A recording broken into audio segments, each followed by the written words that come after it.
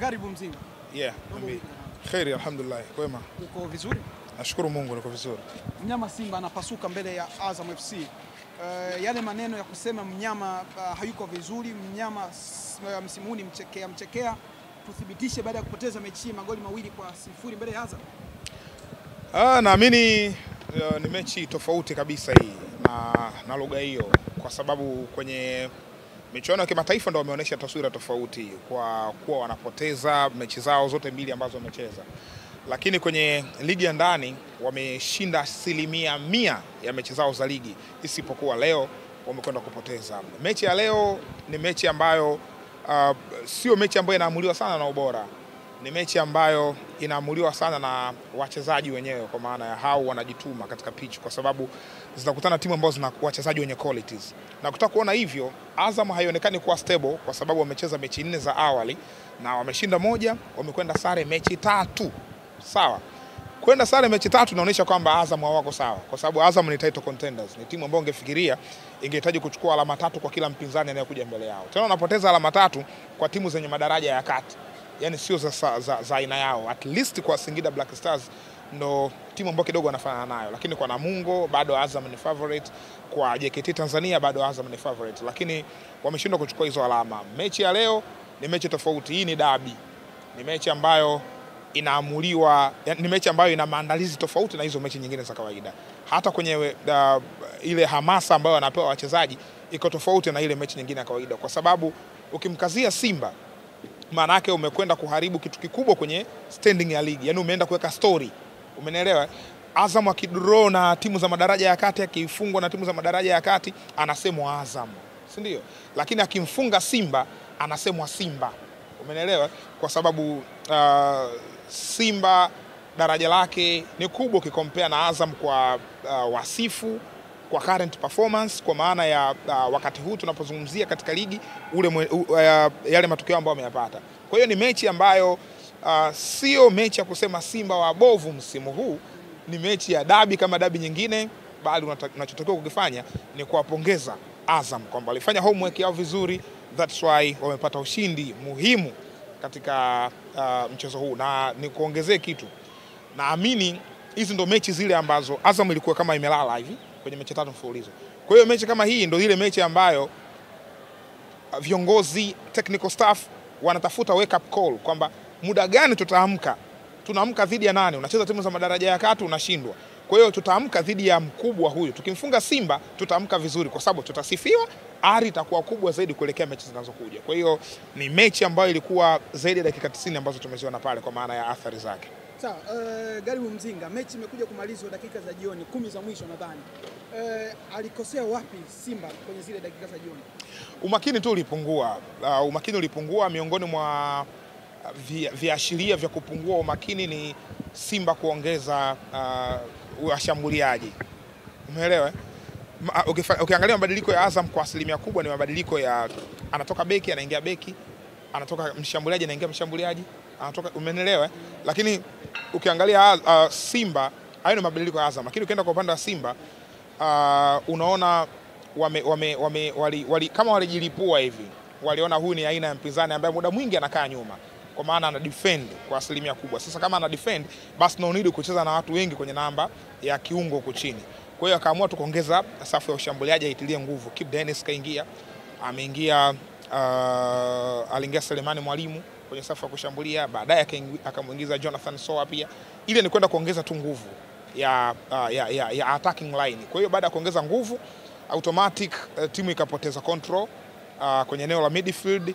Ingawaje sio kama Azam alicontrol sana kiungo, ila ilikuwa ni muda ambao Simba hapo katika lango lao kwenye set piece ambazo zilikuwa zinaleta athari katika lango la Simba. Yakubu ukiangalia kuna mipira ameisave, lakini ilishindikana mpira wa Jefte Kitambala na wa Idi Nado ambao walifunga. So ni hiyo tu, kupoteza umakini. Dakika zishatembea jioni, wakaruhusu mabao. Kwa hiyo alipofunga goli moja, binafsi nilikuwa naona kuna riski ya kuongezwa goli jingine, kwa sababu ilikuwa kama hawajui nini wafanye baada ya kuruhusu lile goli moja. Afu muda umeshaisha. Kwa hiyo automatic Azam utulivu wao, Idi Nado anakwenda kuscore katika eneo ambalo aliongeza utulivu wa hali ya juu, akaamua kushoot na mpira ukaenda kuingia kambani. Jefte Kitambala na mwenyewe pia aliupiga mpira ambao uliingia kambani moja kwa moja. Sawa, mabadiliko ambayo yalifanywa na kocha wa Simba Suleiman Matola, Yusuf Kagoma tujamuona muda mrefu. Kulikuwa na ulazima wa kumtumia kwenye game kubwa kama hii dhidi ya Azam FC na kumwacha nje Kamara ambaye tumemwona kwa muda mrefu kwenye eneo la katikati.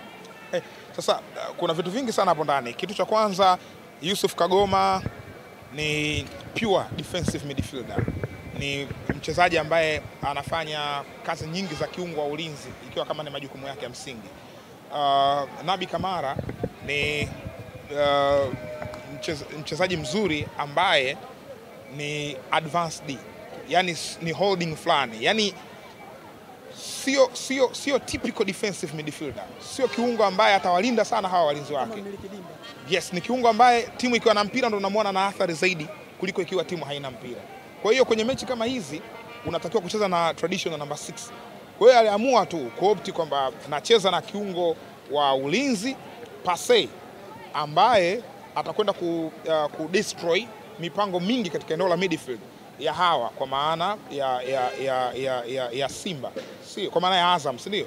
Kwa hiyo hapo alifanikiwa katika hilo eneo, yani Simba walifanikiwa katika hilo eneo la kiungo cha ulinzi, ingaje baadaye mambo yalienda kubadilika. Kwa hiyo kwenye selection ya Kamara ukikompare na Nabi Kamara na Yusuf Kagoma, unaona Yusuf Kagoma ilikuwa inahitajika zaidi kuliko Kamara.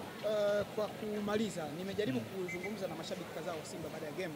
Wanalalamika na morali ya wachezaji, mapambano yalikuwa madogo, hawaoni kwamba walikuwa na ushapu haraka kwenye matendo mbalimbali. Wewe ulivyotazama mpira, ni kweli kuna namna wachezaji wa Simba walikuwa down kuanzia kipindi cha kwanza? Nafasi wali create, siwezi kusema walikuwa down, ila hawakutumia vyema nafasi. Kwa sababu ukisema walikuwa down, mechi wamechukua muda mrefu sana, walikuwa wanafanya vizuri kwa maana ya possession ya mpira. Muda mwingi Azam walikuwa wanacheza kwa discipline, na huyo ndio Jean-François Ibenge. Ni kocha ambaye anaweza kuzicheza hizi mechi kubwa, ni kocha ambaye anazifahamu vizuri Simba na Yanga. Faida ya kucheza defensively, kaiweka timu yake chini, alikuwa anawaheshimu Simba. Alikuwa anajua wa Simba wana nguvu ya kumshambulia, na hapa wako nyumbani, wana mashabiki wengi ambao wao hawana. So aliamua kuiweka timu chini alafu ashambulia kwenye counter attack. Lakini upande wa pili wa shilingi ni huo upande ambao wachezaji wa Simba walipata chances za kutosha, lakini matumizi hayakuwa mazuri. Mkwala alikuwa anaiua mechi mapema sana, mpira ambao angeweza tu kupress na kuweka kambani, lakini akawa ameupaza juu. Joshua Mutale mara kadhaa aliattempt kuingia ndani ya boxi, lakini hakuwa na athari ya moja kwa moja. Kwa hiyo naona matumizi ya chances yalikuwa madogo, lakini wali create baadhi ya nafasi, mambo hayakwenda sawa. Sawa, tumalize na hii. Watu wengi wanaamini kama mnyama sasa yuko chini, mnyama ameuawa. Huyu Simba anaweza kufufuka hivi karibuni? Mimi kwanza siamini kama mnyama yuko chini, mnyama ameuawa. Uamini hilo? Mimi siamini hivyo. Mimi namuona bado tu yuko active. Ni hii tu mechi. Yaani kashinda mechi 4 za ligi. Kaja kupoteza hii ndio yule mnyama yuko chini amekufa na ameuawa. Haiwezekani. Ni kwa kukosea heshima Azam. Yes, ni kwa kukosea heshima Azam. Azam walikuwa bora leo, ndio maana wameonyesha hiko ambacho wamekionyesha. Simba bado ana nguvu. Yes, kwa ligi ya ndani bado ana nguvu. Huko kimataifa ukisema hayo maneno inawezekana kuna mmoja tukakuelewa, lakini pia na kwenyewe bado ni mechi 2 tu amecheza. Lakini credit kubwa mimi binafsi napeleka kwa Jephte Kitambala Bola kwa upande wa Azam. Amewasumbua sana walinzi wa Simba. Mara kadhaa ameattempt kwa kichwa, lakini haikutokea. Yes, kuna moja ya kubwa aliclear, mmoja ulikuwa umekwenda nje, umeelewa? Kuna mitatu, kuna mmoja kwa umeenda kwenye target pia. Kwa hiyo Jephte Kitambala ni striker ambaye alikuwa kama inafikia hatua kama anamsahau. Kama alidhamiria kufunga leo alikuwa anaitaka mechi. Anafahamu mechi dhidi ya Singida Black Stars mambo hayakuwa mazuri. Lawama zilikuwa nyingi, watu walikuwa kumnyoshia vidole, lakini ameenda kuonesha kwamba yeye ni mchezaji mkubwa katika mechi kubwa kama hii. Amekwenda kuandika bao muhimu ambalo lilifungua bao jingine.